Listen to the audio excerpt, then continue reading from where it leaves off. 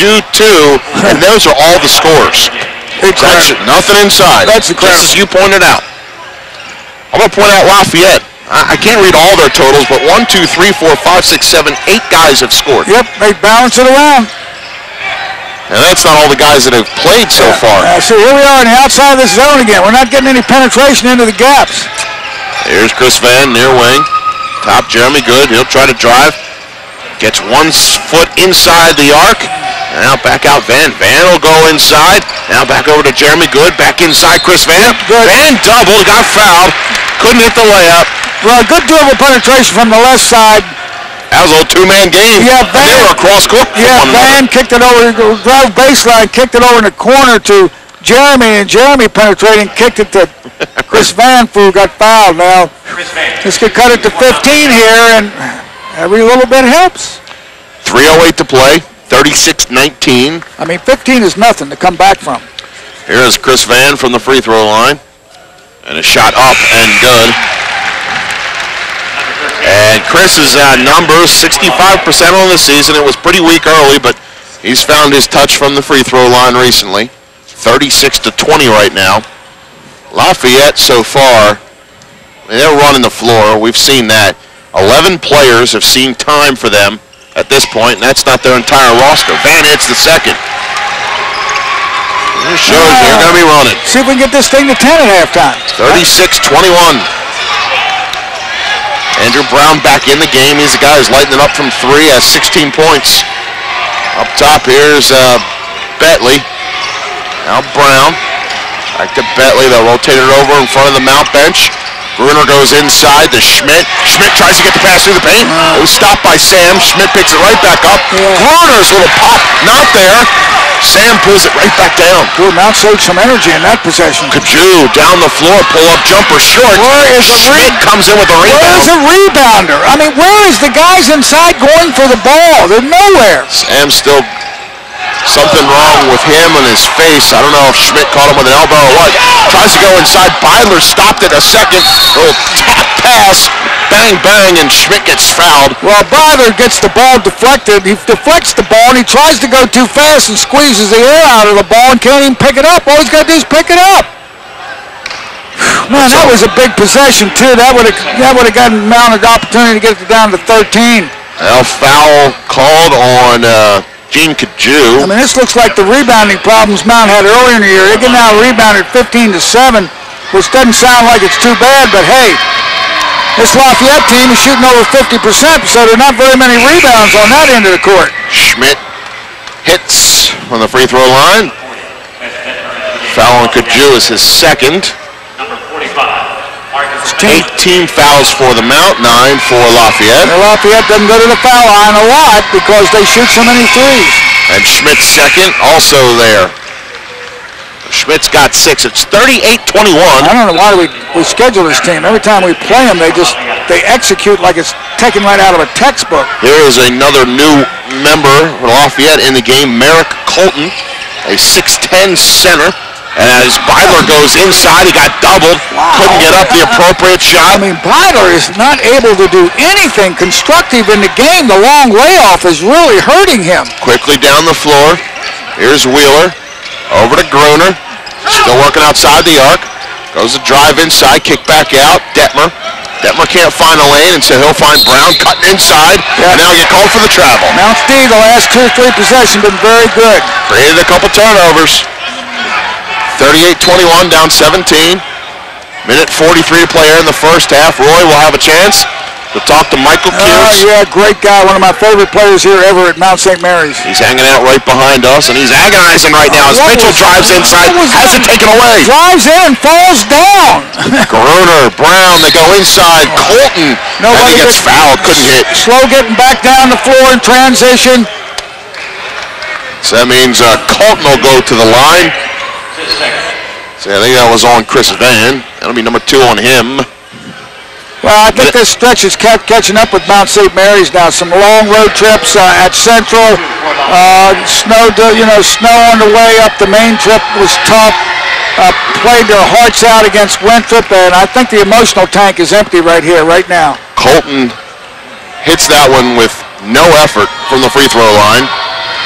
Marek Colton from Poland. Second, good, perfect. And there's another Leopard on the board. Well, Mount had it to 15 with 3:08 to play in the half, and it looked like they might be able to get a stop and couldn't get the ball off the floor, and now it's back up to 19. 40-21. Minute 20 to go. Here's Jeremy. Finds an opening inside. Kicks back out. Will Holland from three. He can't hit. Rebound, Chris Vann. Knuckleball on that. Vann quickly inside. Spin move. He's left all off. That's a travel. Good travel, folks. That's a travel. He just tried to do too much. I tell you, Mount St. Mary's has had very, very few open looks, if any.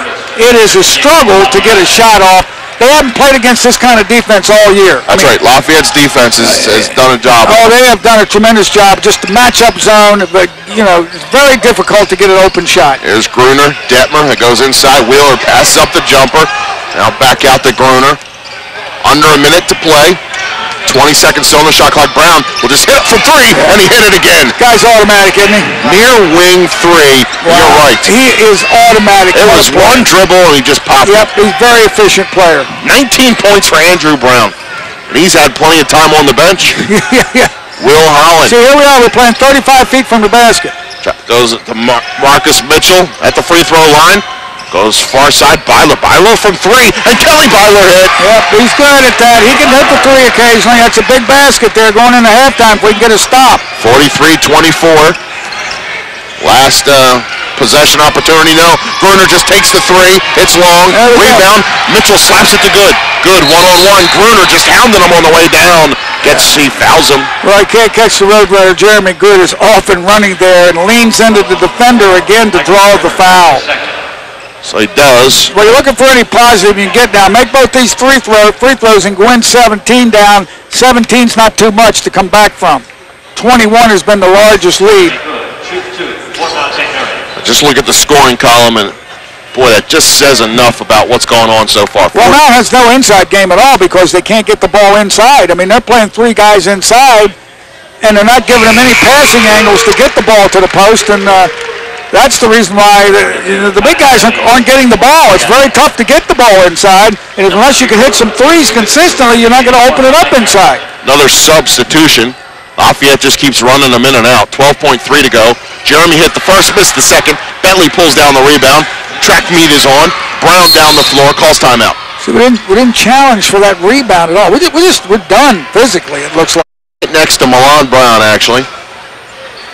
Well, they need to stop here. They need something to happen here to go into halftime with a little. How about there's Brown. Okay, he's hiding behind one man. He's been incredible. They inbound to Wheeler up top. 6 seconds on the clock.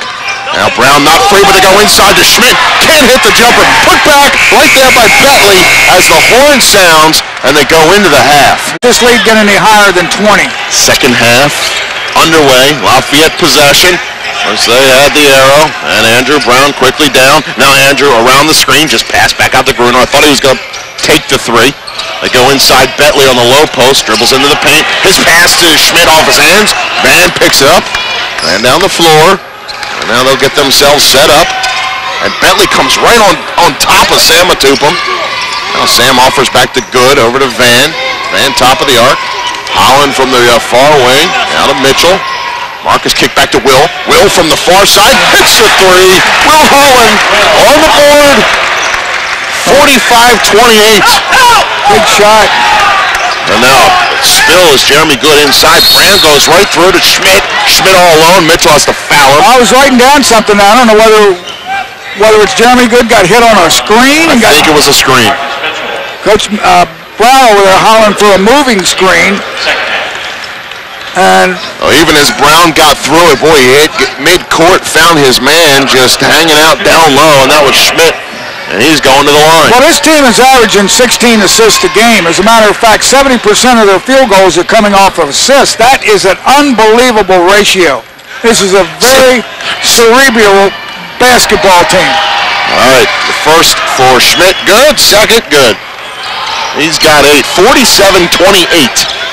Well, you need to score consistently and get some stops to get this thing down to Jeremy dribbles inside, down to Will Howard, got doubled, lost possession, quickly down to Brown. Brown, pull-up jumper off the backboard, good. So if you're going to continually throw the ball on the sideline against this team, you're not going to get any offense. 21 points now. Got to keep the ball off the sideline. There's that zone again. They're going to give you nothing. Andrew Brown as they go inside and mid.